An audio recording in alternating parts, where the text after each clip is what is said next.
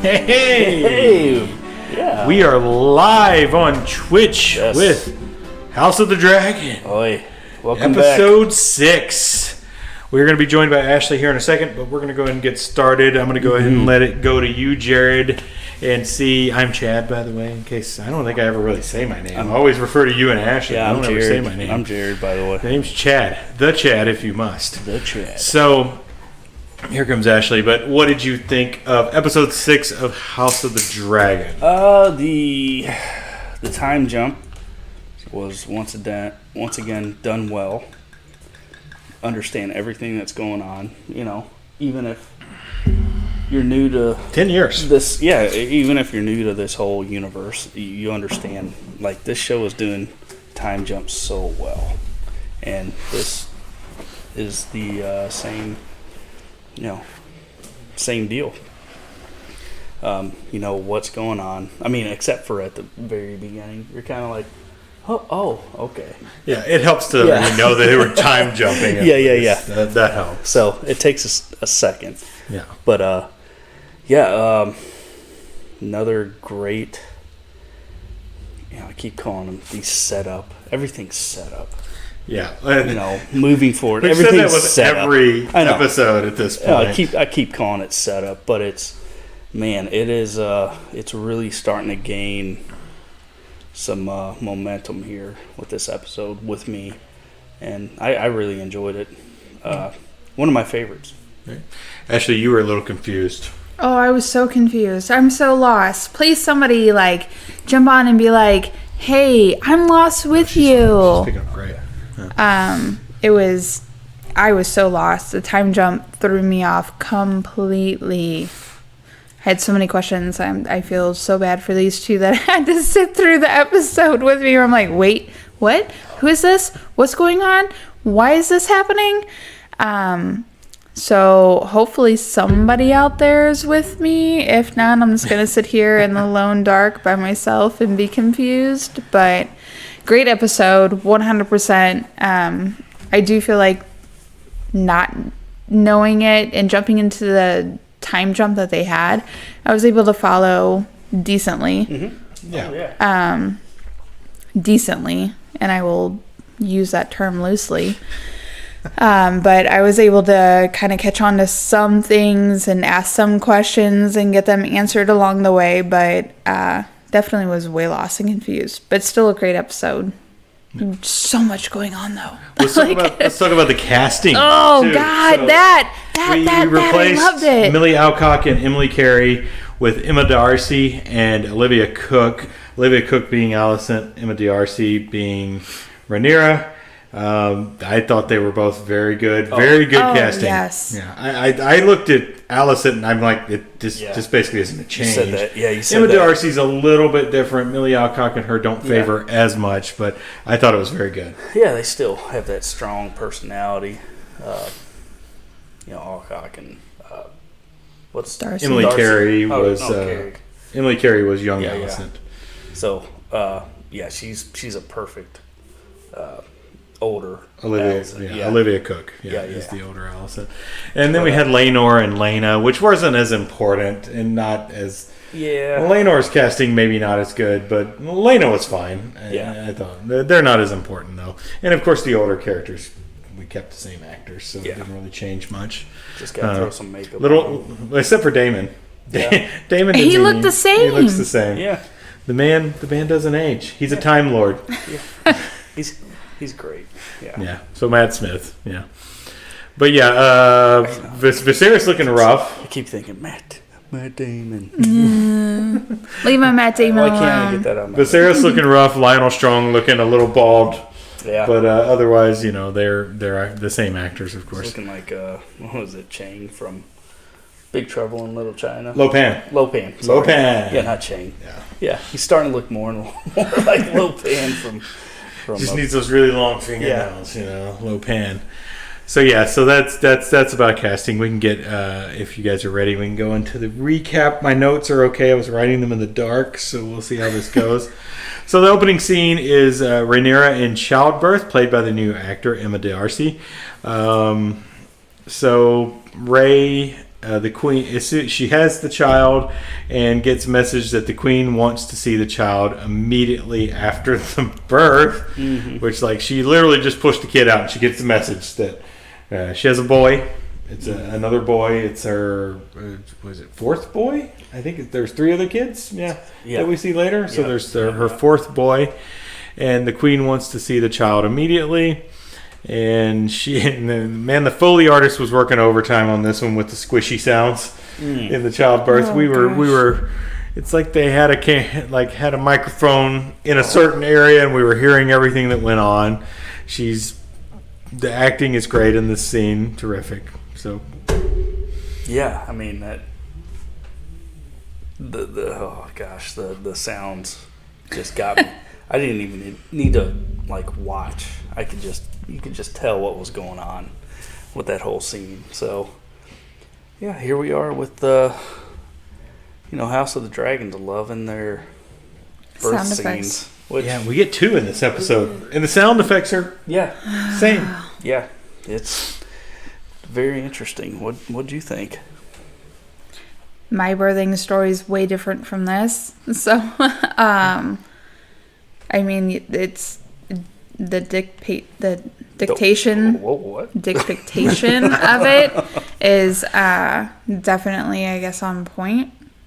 I haven't given a natural childbirth, so I can't really attest to it. But if that's how it was really supposed to go in those times where you don't have doctors and nurses and drugs of every sort, then that's probably how it's going to go. I've seen 4.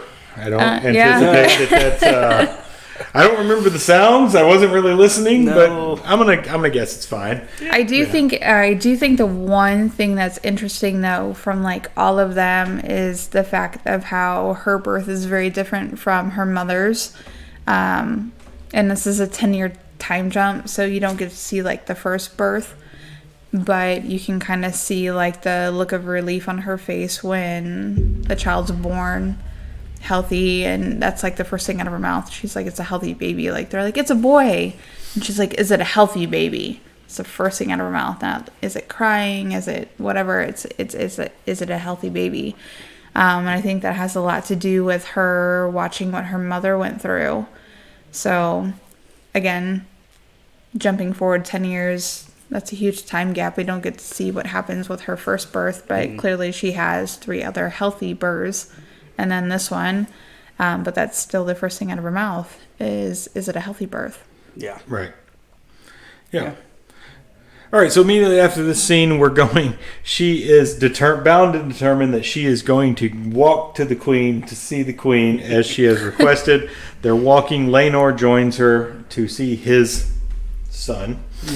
And quotation fingers for all you listening, because this is clearly not Laenor's son. We're pretty well presented with that fact. In fact, that the kid is completely white and dark haired, with an auburn colored hair, I guess. But they do have the same nose. According to a certain individual who probably is half blind. Yeah. So she walks through the hallway talking to Laenor about the queen, and Laenor's like, no, we don't have to do this, but she is bound and determined to go see the queen. They get to the queen's chambers, and there's a couple of people who talk to her on the way. I can't remember the Lord's name that talks to her, let me be the first to congratulate you. It's I just gave birth, you son of a bitch. Can you please allow me to continue to try to walk? So she's walking up 3 flights of stairs after giving birth, which is, I'd say, physically impossible, to be honest. 100%. At that point. But she makes it, and they meet the queen. So I'm just going to run these scenes together since they're kind of all one. They meet the queen. The queen is talking to her. The king comes in. King Viserys comes in. They ask the name of the child, and immediately Laenor jumps in and said, the child's name is Joffrey.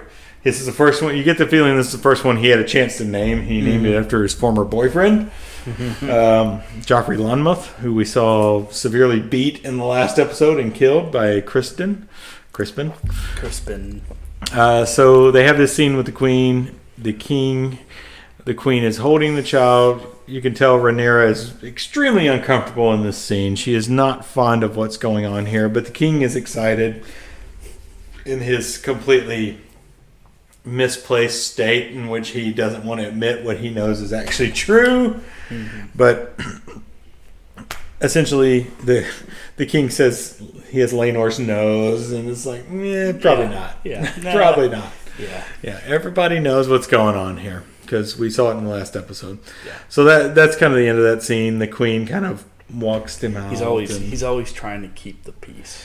Oh, and then the queen has the line with Laenor, like, one day you'll get one that actually looks like you. Yeah. Yeah, just digging the knife in. Laenor doesn't care, though. Yeah. So that's the end of that scene. Anything to add on that? Yeah, no, just, the king's trying to always keep the peace and be positive about everything, So, and this scene kind of showed that again, even in his debilitating state. Yeah. So, He honestly seems healthier here than he did before. yeah. Which is, I guess, a metaphor for the kingdom. Yeah. So, All right, so the next scene is between Laenor and Rhaenyra. They're just talking about what happened there and, like, naming the kid Joffrey and not consulting her, basically. And he's like, well, I get to name one at least, you know. We only get, I don't remember the names of the other kids. I think we get Jace is the name of the oldest. The heir to the throne is Jace. But I don't remember if we get names of the other kids ultimately. In any case, that's a quick scene.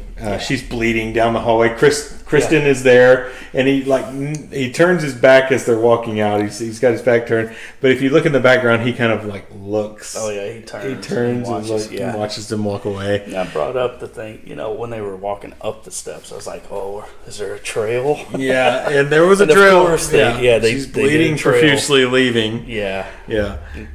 So I guess that was more of a high stress situation for her than childbirth itself.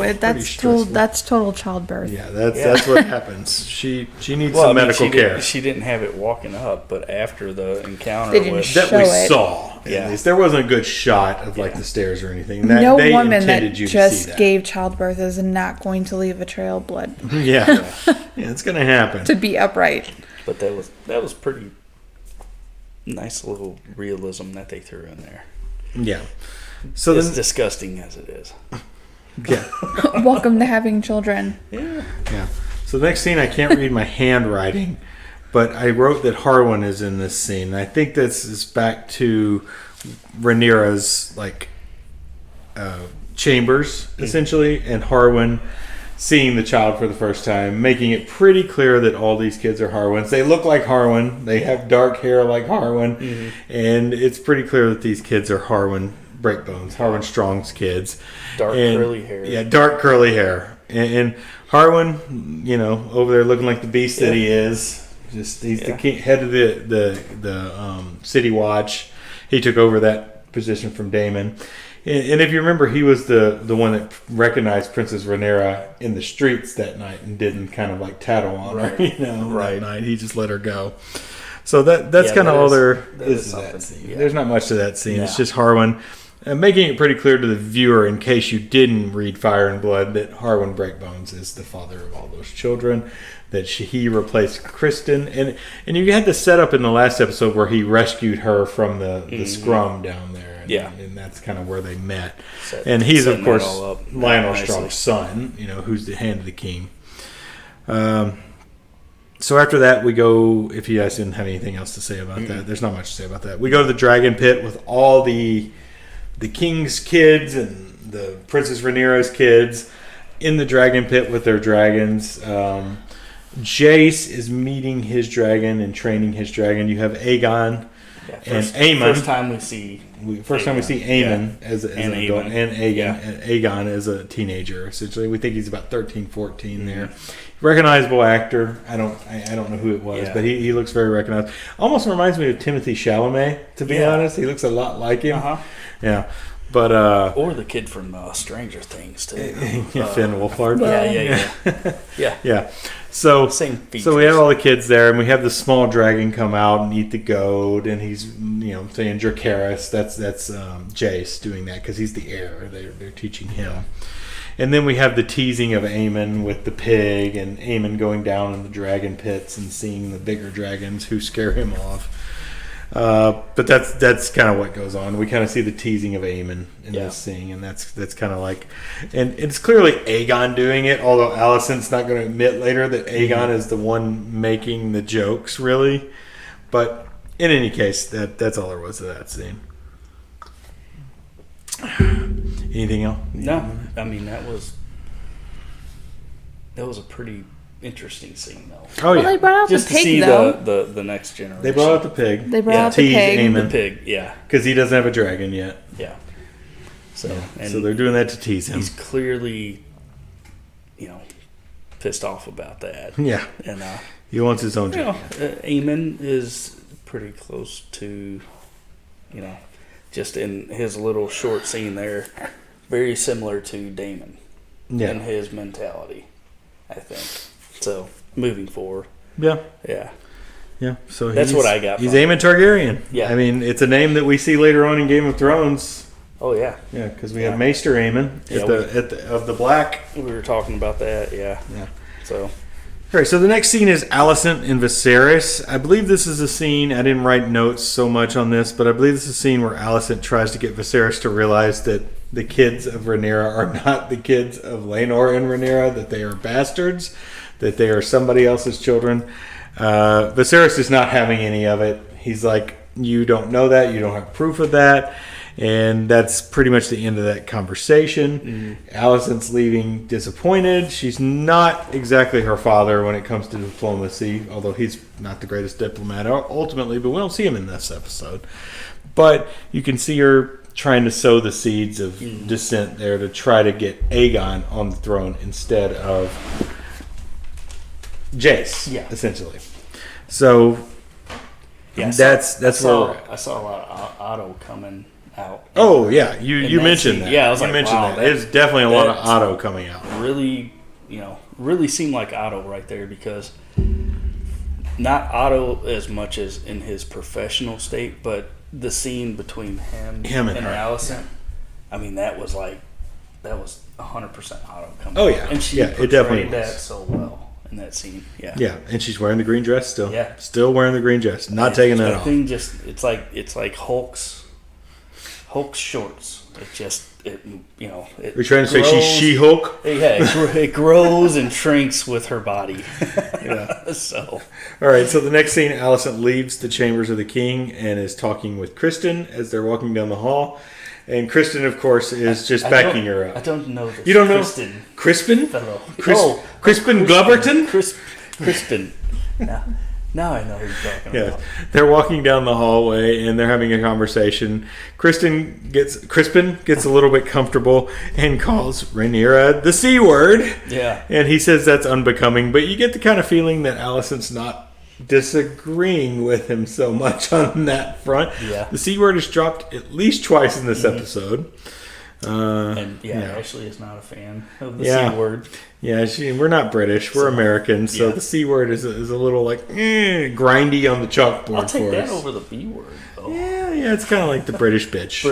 British would be like, we'll take that over the B word. Hey, we got the bronze B bitch. over the C we word. got the bronze bitch last episode. We didn't get the bronze C True. word. Yeah, you're right. Yeah. But the alliteration Yeah. makes the bronze bitch better. So that's kind of the end of this. But we see how much Kristen has, excuse me, come to the side of Alicent as opposed to the side of Rhaenyra at this point. And He's just like that jealous boyfriend. yeah, like, he is. He good is Lord, so man. jealous of a boyfriend. Yeah. And if you're joining us as a viewer on Twitch, say hello in the chat. We'd love to hear from you. Maybe give us a follow if you'd like to. Yes. All right, so the next scene is Alicent visiting her son Aegon. Aegon is caught in a compromising position in this Yeah. scene. He is pulling a Homelander in the window of the keep. I'm not going to go much further into that. I don't want to talk about this, what he's actually doing, but, jerking the gherkin. Yeah. Yeah. Yeah. And she is having a conversation with Aegon that needs to happen because Aegon does need to know that, he shouldn't tease his brother, that him and his brother should be on the same side, and that the first chance Rhaenyra gets, she would kill him and his brother because she doesn't want her heirs to be questioned, essentially. He understands this, and that's kind of the end of that scene. Yeah, I mean, how would you like to have a conversation with your mom after she just caught you doing that? Yeah. I don't think I could like get any words out. Period.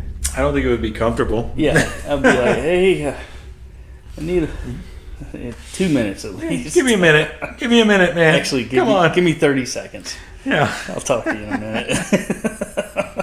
I'll come to your chambers. Oh, Don't do that. yeah, okay.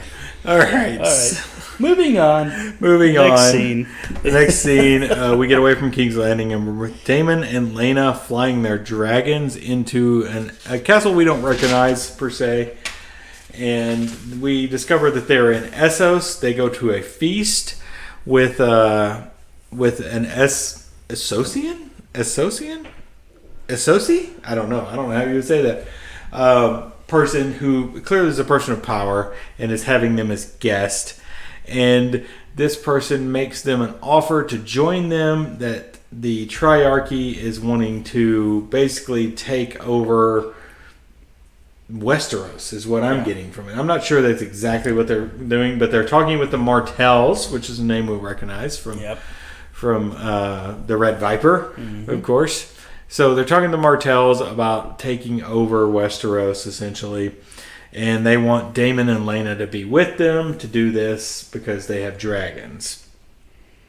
Lena does not seem as keen on this because she's like holding Damon's hand, and then she kind of takes it away when he says it's an offer we will, consider, basically. And that's kind of the end of that scene. Yeah. Yeah, Damon's just really chilled. Yeah. So, like his normal self. He is. So. Yeah, he is. Yeah. So that's that scene. The next scene it did look like the same courtyard from every other scene that we saw. King's Landing. It's like they reused it. Yeah, they're gonna reuse stuff clearly. Yeah. Yeah. So Other than that, we jump back to King's Landing in the next scene, and it's the kids all practicing with the king and Lionel watching. They're practicing swordplay, and Kristen says, "Oh, you and your brother are talking about Aegon and Aemon, the king's sons. Spar with me, take me on." They do. Kristen's kind of kicking their ass, basically, and then Breakbones takes issue with the fact that Kristen is practicing with the king's kids and not Rhaenyra's kids, who are the actual heirs to the throne, ultimately. And it ends up with Breakbones and Harwin getting Breakbones is Harwin. Breakbones and Kristen getting in a little spar where Kristen gets a little payback for Joffrey Lonmouth and gets punched in the face multiple times.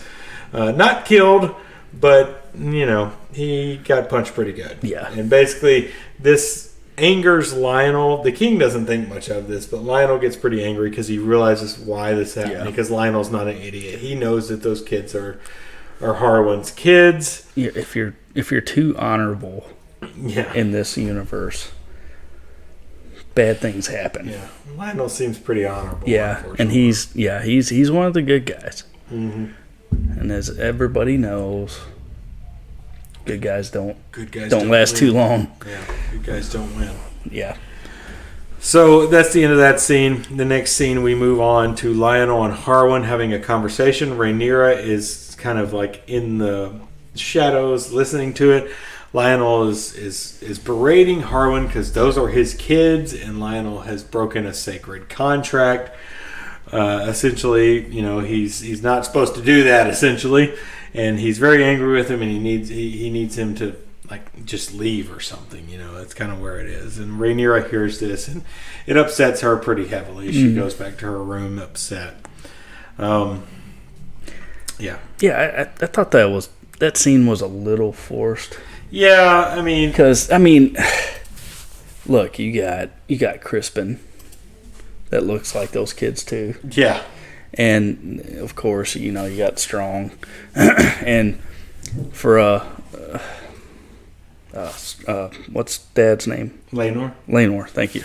Strong to jump to that. Oh, you're talking about Harwin. Or Harwin, sorry.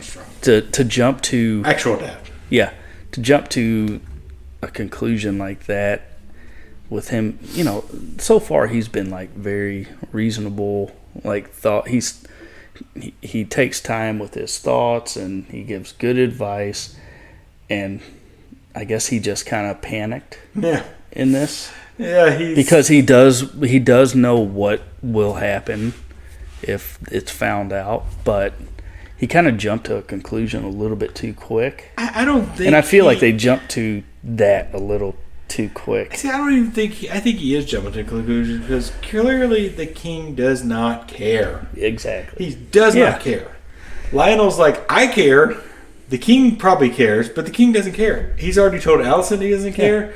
He's pretty clearly he's ignoring the fact that those kids, his grandkids, but they're his grandkids either way. Yeah. I mean, he seems to love the kids. He's no like, matter what. either whatever You know. happens, the line is still going to be. Yeah, it's like they're Yeah. Targaryens. Yeah. You know, they're Targaryens. Whether they're bastard Targaryens or not, they're Targaryens. So I think Lionel is overreacting here. Yeah, 100%. Yeah. But Kristen is causing a problem here because he knows. And I think Lionel knows that that's the issue, is that people are going to talk about it, and it's weakening the king at Yeah. this point. But Lionel's smart enough to see that while the king's not. And that's just how it is. You know, it's interesting. Yeah. I thought that, that whole scene was a little rushed and forced. Yeah. Yeah. And, It's another one of Okay, those, like, listening for the understand. shadows scenes. Yeah. Like earlier when Damon was listening to Shadows earlier in the season, it was just like you could clearly see Yeah. him in the background. It's Right, like, yeah. At least Rhaenyra was behind a wall this time. You know? right, yeah, So yeah. 100%. All right. Yeah, so same so thing. that scene.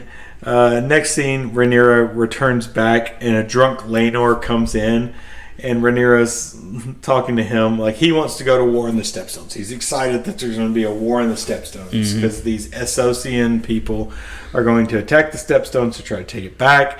He's excited. He wants to go back to war, just like he was when he was with Daemon. And Rhaenyra is not having any of it. She's like, "You've got to stay here. There are rumors about our children," which Yeah. Laenor knows are not the children, not his children. You know, you need to stay here. I'm going to order you to stay here. You cannot go. And Laenor is not real fond of that, but he's going to do it because what choice does he have? Yeah, their conversation last episode about, hey, we got to do what's best for the realm or for the kingdom. Yeah. They're staying true to that right now. So They are. Yeah. They And are. she pulled rank on him Yeah. for sure. Yeah. That happens a little bit Yeah. throughout Oh, yeah. these last, not just this episode, but last episode. Yeah, you know, she throws kinda her weight went back. around. She's going to throw her weight around. Alicent did it to her. Allison's going to do it too. Yeah, she did it to her last episode too. Yeah, So this is a much more you know. female focused Yeah. than Game of Thrones was. I mean, Oh, yeah. there was focus with the females, but this is much more female focused. Mm-hmm. All right, so the next scene we jump back to Essos with Lena and one of her and Damon's children with a dragon egg. And the child is upset that Yeah. the dragon egg's not hatching, and Lena comes in and says, "Hey, it's not a big deal. Dragon, you'll get a dragon when you're supposed to get a dragon." It's been 8 years. It's like, I didn't get Vagar. She rides Vagar, the biggest of all dragons. I didn't get Vagar till I was 15 years old. So, like, you still have the ability to get a dragon. And the sister is upset because her other sister has a dragon already. It hatched in, it was from birth, basically, because they hatched in the womb, not in the womb, but in the crib together, basically. So that was kind of just a nice little character moment, really, which gives us more character to Lena, which isn't going to matter that much pretty soon here. Oh, yeah. Yeah. Yeah. So, yeah, I thought it was a good scene, though. Oh, yeah. I like the scene. It kind of, I think it gives us a little lore, too, is what it does good. Like lore about how the dragons come around to being people's dragons. Obviously, What Jace they had a are. dragon in his crib because that's a smaller dragon. Lena has a dragon that she got later, just like Viserys got his dragon later. He got Balerion. He rode with Balerion. Yeah. So it's kind of good world building. Kind of passed down to him conversation. at that point. Yeah. So, but yeah, it was great. But dude, I got to tell you, the mop heads are taken away from me. I can't Don't stop. like the wig work. I don't like the wigs. They're not good. Yeah, not a fan of the wig work. Yeah. I'm fine with it ultimately, but It's like if I took a mop and put it on my head in some cases. So yeah. that's what I feel. So we jump from that scene to Damon and Lena talking in the library. Damon's reading books. Lena's coming in saying, hey, you know, why did you act like we're going to accept this? I want to be back in Westeros. I want my kids to be in Driftmark, where I'm from. It's my house seat. I want, you know, them to be there, them to have their, you know, airship there. That's where we're going. Why did you do that? And, you know, Damon's kind of like, you know, we can't, like, not accept something like this, essentially. Yeah. I mean, he's not saying he's going to accept it, but he's saying that it's likely something they need to consider. Mm-hmm. It's a good deal. Yeah, it's a good deal. Let's just chill out. He could do what he's always wanted to do. Yeah, he just kind of want to hang. He just wants to hang out. It's not what she wants. Yeah, and I think that's where he comes in, because you get that. You know, Ashley's gone. She had to go do something. Yeah. So I can go ahead and say that you get that woman look. Yeah. That look where, you know, as a husband or as a boyfriend, if you're not married, Ooh. that look, you know, you done fucked up, son. Yeah. And every man has to learn that look. And if you don't respect that look, you're not going to do well. Yeah, you're not going to be with her for a long time. Yeah. She's not happy with it. But the weird thing is, their relationship seems like a good relationship. I mean, they seem to love each other. She's pregnant with their third child at this point. I'm not sure Damon has the capacity for love, though, because he's such a narcissist, I think, ultimately. Yeah. But at least he's found somebody who shares his vision, I think, with Lena. She's, you know, ancient Valyrian. She's part of what he wants to be a part of. But I think his eye is too heavy on the throne, where her eye is just like, I'm fine with Driftmark. Yeah. Driftmark is a great place, you know. So that's that scene, you know. Yeah, total different maneuvering between the two, and that's what divided them. So yeah, but yeah, it does seem like they actually do care for each other. Yeah. So, and he's got what? How many kids at this point? Two girls. Okay. Yeah, 2 girls. I didn't catch their names ultimately, but you know it's probably not going to matter. To be honest. So we jump from that scene to a council meeting with obviously Rhaenyra, Queen Alicent's there, Jason Lannister's there, a new maester. We got a black maester now. And the Master of Coin is same still guy. He's just older. He's out of it. Yeah. Yeah, that guy's out of it. He's just kind of like Harry Carey in the corner. Hey, Viserys. Yeah. Then we got a new guy beside Rhaenyra that I don't know who that was. No. Yeah. They kind of kept him. Yeah. He has a couple lines there, but he's not important really. But they're discussing the Blackwoods and the Brackens, which is 2 ancient houses in the Riverlands who have been fighting forever, like the Hatfields and the McCoys, basically. They don't even know what they're fighting for. But that's kind of a callback to Rhaenyra's like courting episode, because the young kid and the guy who fights him were Blackwoods and Brackens. That's why there was so much animosity between the two. And that. But they're talking about the Blackwoods and Brackens having problems in the Riverlands, and that the Tullys are trying to handle that, you know. And so we're hearing some names we recognize. Blackwoods, Brackens, Tullys. Tully's most obvious because Catelyn Stark was a Tully. And then, you know, they move over to other issues. I can't quite recall right now what else they were talking about. But ultimately, the end of the meeting, Rhaenyra stands up and wants to have a word of her own. They're about to end the meeting, and Rhaenyra's like, no, I want to say something. And she basically apologizes for her kid's actions against Aemon, even though technically it wasn't her kid. She wants, you know, to not have such animosity. Alicent's not buying it. Yeah, she's not buying it. And ultimately it doesn't go all that well. But, you know, Rhaenyra is doing the diplomatic thing. She's pulling the Otto. She's trying to be diplomatic and be like she's not going to kill everybody if she takes over as queen. But, you know, I'm not sure. Rhaenyra is kind of the killer. So that's the end of that. Do you recall anything else from the council meeting? Yeah, no, just the two, you know, Rhaenyra and Alicent trying to, you know, a soft apology. Yeah, no doubt. You know, they used to be so, you know, she brought up they used to be friends and blah blah blah blah blah blah. But yeah, like you said, they're not, you know, Alicent's not really buying it. They're diametrically She's opposed. Alicent, I think, at this point is just so scarred and sick of everything. Yeah. She's just like, you know what?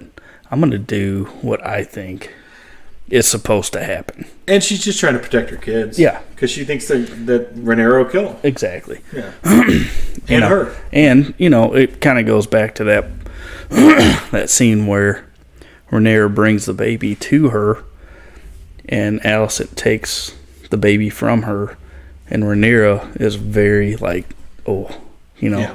cautious about Alicent taking the baby out of her hands. Oh. And that was a little bit of a...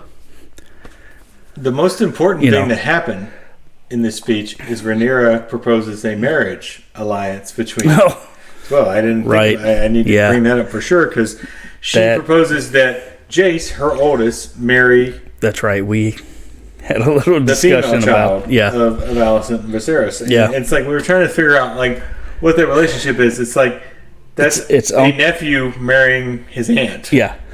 And it's like it's Targaryens, It's kind of the opposite of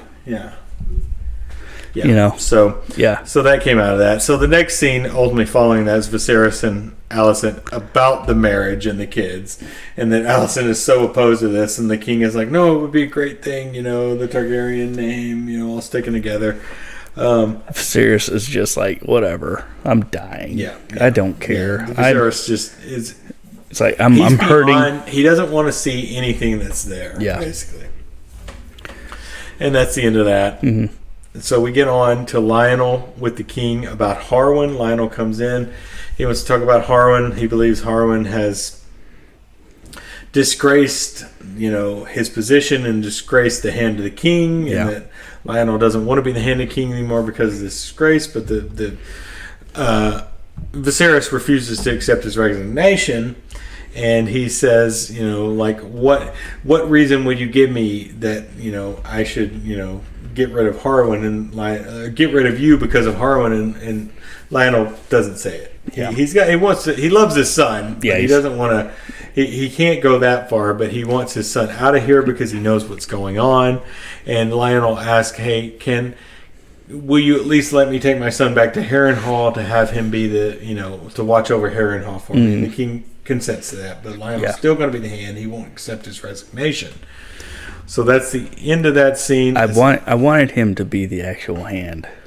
Yeah. And get behind him. Yeah. And do puppets on the left side. At this point. There's an arm /hand missing at this point. I brought it up to you. I was like, man, it would be so funny if you went behind him and explained him to him with the hey, this is what we're gonna do. Yeah. Oh, that'd be great. Yeah, that could be a skit. Yeah. We're copywriting that right now. Yeah, that's it. Yeah. You're dressed as Viserys and I'll be a hand. Halloween. Yeah. That's it. I'll have to order that Peacemaker costume. Yeah.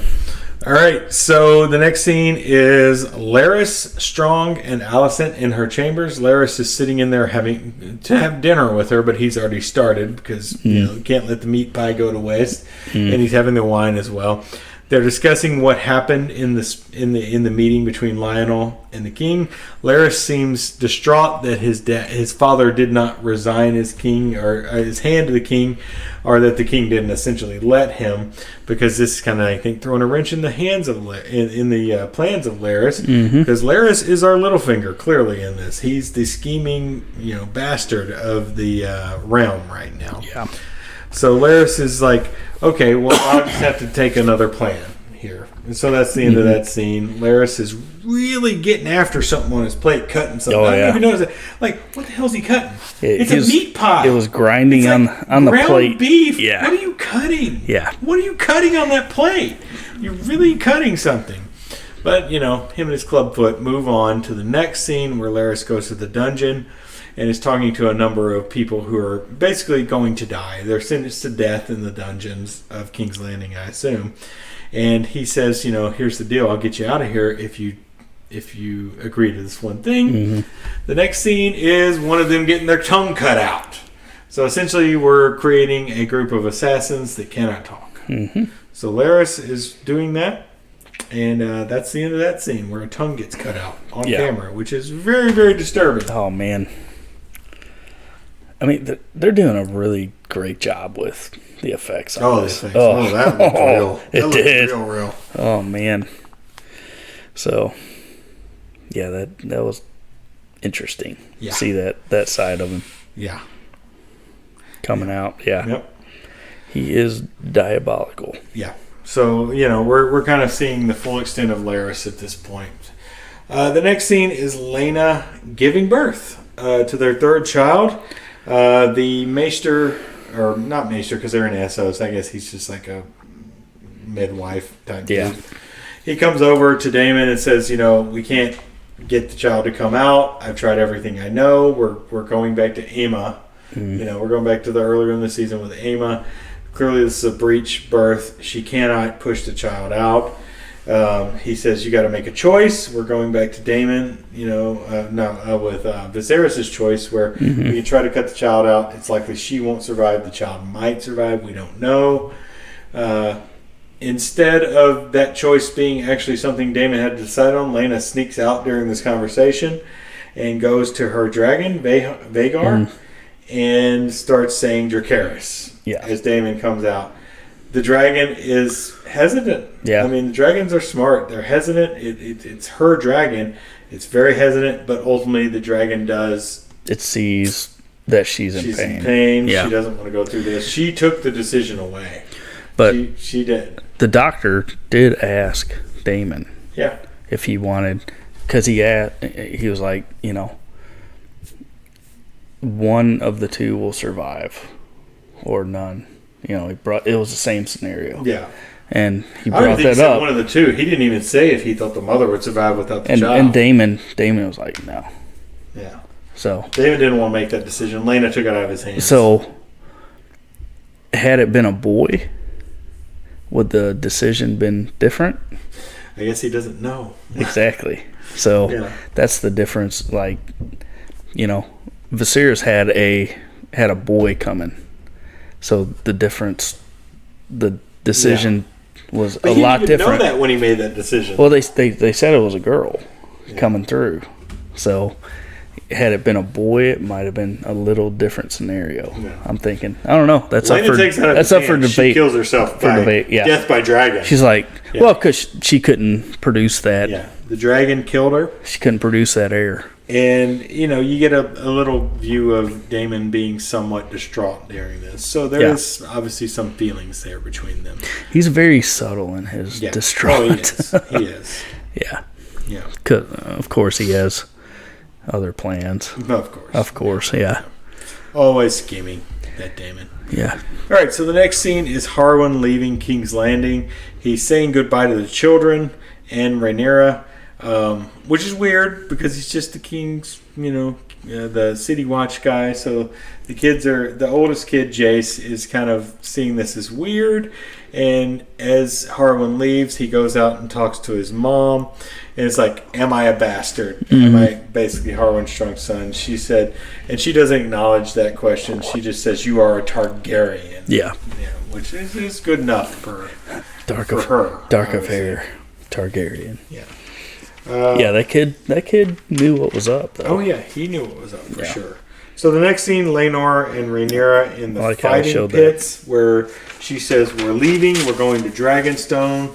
Laenor is not fond of this until she essentially tells him he can take his friend, with him, and he's fine with it. They're going to go to Dragonstone, which is the seat of the heir. That's where the heir should be. So they're free to go to that. And there's not much else to this scene. There's not much to say there. Other than he's dark of hair, like her children. Yeah. Yeah, he is dark of hair like the children, so it works out. So. Yeah. The next scene is Lionel and Harwin going to Harrenhal. It's just them entering Harrenhal. And then that night in Harrenhal, there is a fire. You see the assassins that Larys has recruited in these hoods. They've clearly become pretty awesome assassins instead of murderers and rapists, apparently. But, we're going to skip over that kind of logical fallacy that they would be good. That's therapist. Yeah. Yeah. So Harwin is killed. Assumingly Lionel is killed as well by a fire that's started by the assassins. You see the assassins inside the walls of Harrenhal. So If it wasn't already clear already, that's clear now. Yeah. Not much else to that. They're both dead. Yeah, they just Rhaenyra- kind of wiped through the strong storyline to get they got the important one. Yeah, and this is kind of cutting into certain areas. So them dying, Rhaenyra arriving at Dragonstone, the king being kind of sad about things that were going on, and the last note I have here is Larys is a schemer. He killed his own family. Yeah. He is like Littlefinger, who would, watch the world burn just to rule over the ashes. It's ridiculous. I mean, and Alicent has aligned herself with that. That's the crazy thing. She has aligned herself with somebody who would kill their own family, a kinslayer, which is like the worst thing ever in Game of Thrones. Like, kinslayer.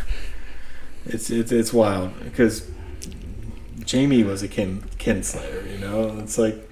But at least they had Kingslayer. He was Kingslayer. They had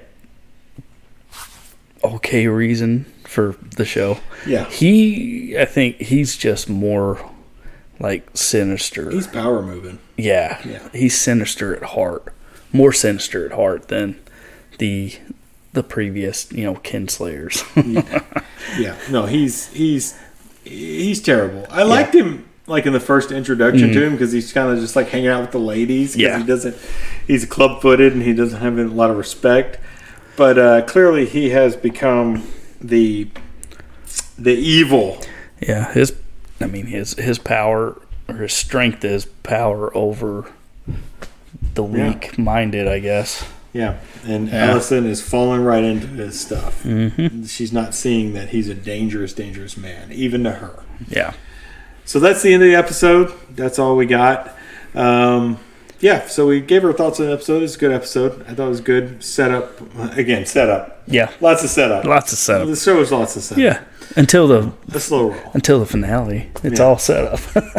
So we're gonna get some good stuff in the future. Oh yeah. Yeah, it's gonna be great. So that is House of Dragon episode 6. Great time jump.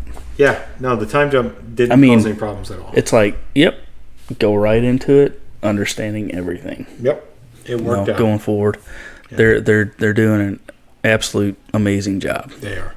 Yeah. All right, so that is House of Dragon episode 6 for us this week. We will see you next week on Sunday for House of Dragon episode 7, I hope. Mm-hmm. And if you'd like to, you can follow us on Twitch at twitch.tv/Basement Movie Room. If you were watching tonight, we appreciate you. And, of course, you can find us at basementmovieroom.com for our YouTube channel. That'll get you over to our YouTube channel. And, of course, if you're listening to the podcast, we'd love it if you'd subscribe and listen to us every week. Can't ask much more than that as a podcast. Yep. So thanks for listening, and we will see you next time. Cheers. Cheers. Tink. You tinked.